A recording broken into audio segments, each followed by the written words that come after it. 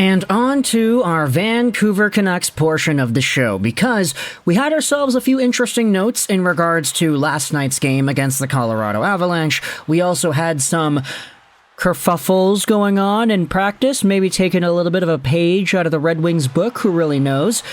And then we also had ourselves some extra rumors tossed out there by Elliot Friedman. So this is our opening tweet from Rick Dalibor. For those asking, there will be no additional discipline or fine from the Department of Player Safety for Josh Manson's hit on JT Miller last night.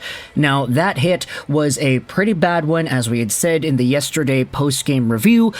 JT Miller was kind of tied up in the corner with Samuel Girard, and then coming into the fray is Josh Manson, who goes out there and pretty much boards Miller's head into the wall.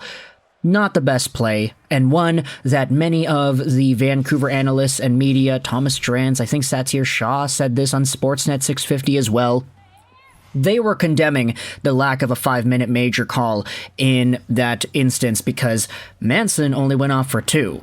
It was 2-minute minor for an illegal check to the head, which, when you think about it, that doesn't really sound right. Like, if it's an illegal check to the head, why is it only a 2-minute minor? But either way, no discipline, no charges, no fines, no whatever.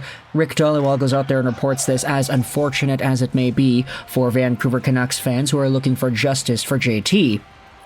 But when it comes to this 4-3 overtime loss against Colorado, it comes in a very peculiar time because it adds on to a very peculiar stat. Here's what Jeff Patterson went out there and tweeted out from earlier this morning. The Vancouver Canucks have now let 3 3-goal leads, so yeah, 3 times they have let a 3-goal lead and a pair of 2-goal leads evaporate in the last 22 games.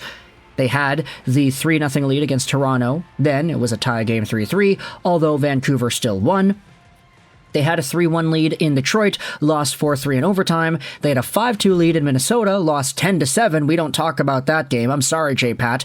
They had a 2-0 lead against Pittsburgh. They lost 4-3 in overtime. And then they had a 3-0 lead against Colorado, losing 4-3 in overtime. There then is a question, what is the commonality across all of those blown leads? And penalty trouble. I think that's the biggest one, man. Pressure with sympathy, that's a fair point as well. Penalty trouble, I think, is the biggest one here. But the Vancouver Canucks, in the last 22 games, sure, they're still one of the best teams in the NHL, but they have had this problem of letting these leads diminish and letting their opponent waltz right back into the competition in full force. A lot of these teams in the games where the Canucks ended up blowing the leads, sure, there were penalties, but a lot of these opponents really did start putting the pedal to the metal in the third periods of these games, the later second periods of these games. Colorado, I mean, the Canucks had a chance to go up 4-0 when Elias Lindholm had that open net to shoot at on Alexander Georgiev, but Georgiev got it with the stick. Instead, it remains 3-0, and then Mikko Rantanen in the last second of the second period is able to get a goal to give the Avalanche life. And then in the third, as we had talked about in yesterday's video, the Vancouver Canucks really just let the game get away with them, and they let the Colorado Avalanche get chance after chance after chance. Here is the MoneyPuck.com saying from yesterday, the Avalanche had a 92 percentile deserve to win-o-meter rating, and it's because throughout the course of the game, the Vancouver Canucks really did just let the Avalanche pour on the scoring opportunities in that period number 3. You see this flat line for Vancouver in blue? They didn't get any scoring opportunities until the halfway mark, but the Colorado Avalanche had already tied the game up to that point. It was a really big comeback, and Vancouver let it happen. Sure, penalties played a part in it. You don't like to see going down 5-on-3. You don't like to see the lack of calls. You don't like to see Ian Cole get taken off for pretty much just having his stick in the right place. But at the end of the day, this indicates a bigger pattern for the Vancouver Canucks in terms of their ability to blow leads. It's been a thing this year, and now we have to start thinking about it because, if we remember, this was a really big problem last year to start out the year. We didn't have a really good Vancouver Canucks season, and then they started blowing leads at the halfway mark. No, they blew the leads at the beginning, which is why Bruce Boudreau ended up getting, fired. But still, the Vancouver Canucks, good team, but man, this is not looking like a good piece of information right here. Now, when it comes to not good pieces of information, the Canucks had themselves a practice earlier this morning wherein we actually had a similar situation to Detroit. Conor Garland and Filip Hronek come to blows during a battle drill. Ian Cole has to step in to separate them. At Canucks and Sportsnet 650. Now, if you had checked out the channel earlier in the week, you would have seen the video that we made yesterday talking about the fight in practice between Lucas Raymond and Ben Sherratt. Tensions are boiling over in Detroit. That team is bad. They've been losing a bunch of games, and you're getting guys getting angry at each other in practice as a result. Now, is this the same thing? I'm not necessarily going to say so. I mean, we don't have a video of it like we did with the Detroit footage, so that definitely makes it a little bit more difficult to analyze.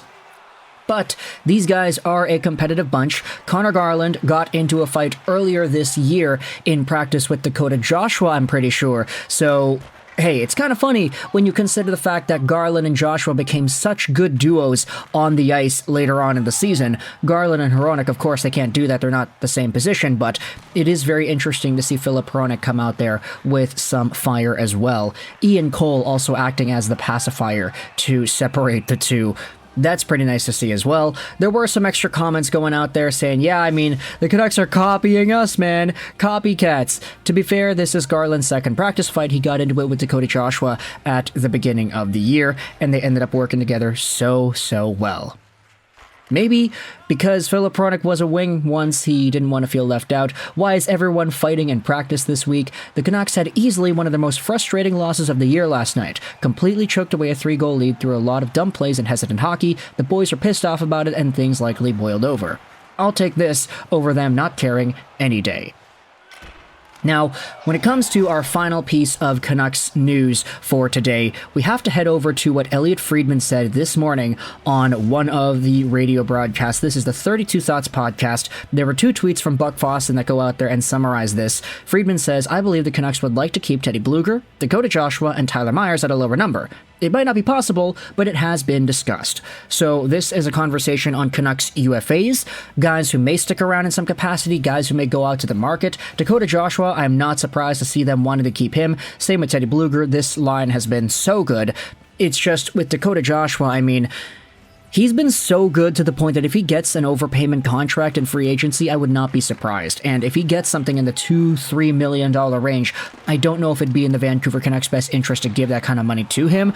So if some other team is going to go out there and overpay for Dakota Joshua as a free agent, then hey, be my guest. He'll deserve the money. It's just for Vancouver, if they want to keep him around, they're going to have to make sure they're able to keep him to a tight dollar amount. Same thing for Tyler Myers, honestly. Like, we'd said this in a number of videos over the course of the season, but Myers is not that bad of a defenseman where it's like he doesn't deserve to be in the NHL. Like, he's an NHL guy. He has a calming, stable presence on that blue line. It's just for $6 million, he's accrued so much unnecessary hate because of that contract amount that if he's only making, let's say, $1.5, $2 million, 2.5, then honestly, it's kind of okay. Like, for the caliber of play that he brings, he's not that bad.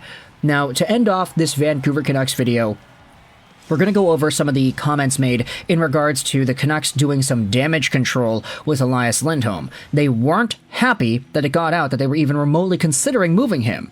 It was hard to tell who was angrier, Vancouver about that Elias Lindholm trade, or Los Angeles about the speculation of who might have been involved in a Linus Ullmark move.